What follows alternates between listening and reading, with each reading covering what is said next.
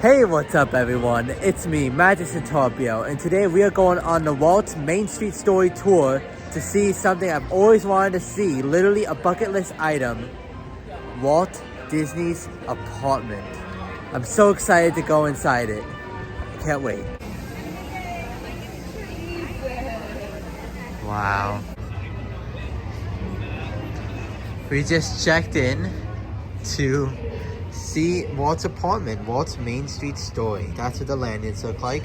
And they give you these nice audio devices. They're gonna give us headphones soon, and it's basically gonna tell us everything we need to know about Main Street, Walt's apartment.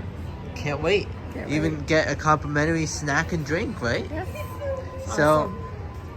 unfortunately, we're probably not gonna be able to show much of the apartment, but yeah, I can't wait to tell you guys how it is.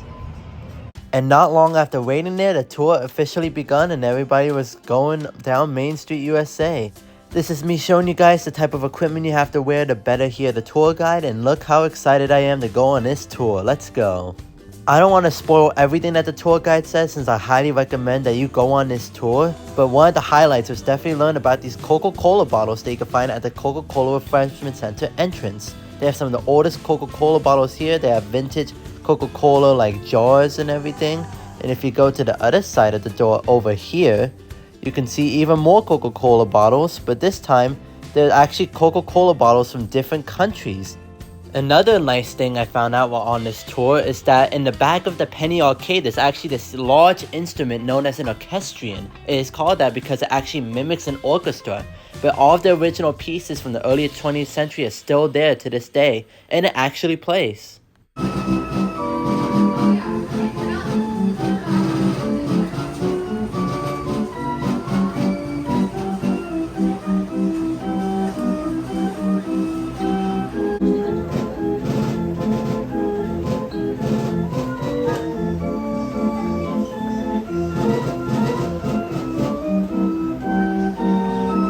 The third major highlight of walking down Main Street was learning about all of the windows and how significant they all are. For example, this one being the window representing Walt Disney's father, Elias Disney, who was actually a contractor. And finally, the moment you've been waiting for, let's go into Walt Disney's apartment. Here is a section of the apartment. Unfortunately, this is the only part of the apartment that we were allowed to take photos in, but as you can see, it looks amazing.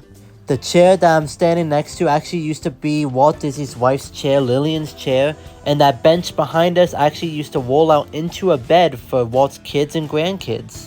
And there's actually a phonograph in the background as well that used to play music.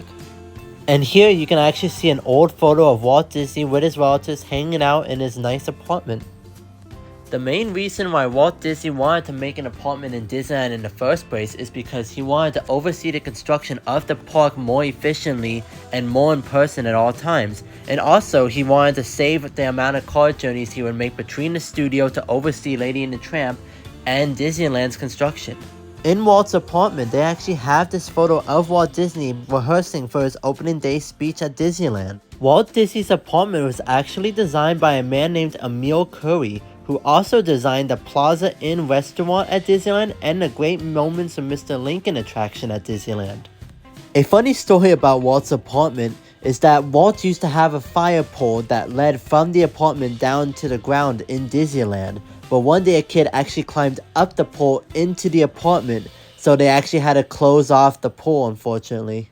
And now it is time to discuss the most important part of Walt Disney's apartment, the lamp. Now, Walt used to turn on the lamp in the apartment to let people know that he was there in Disneyland that day, so everybody stays on their best behavior.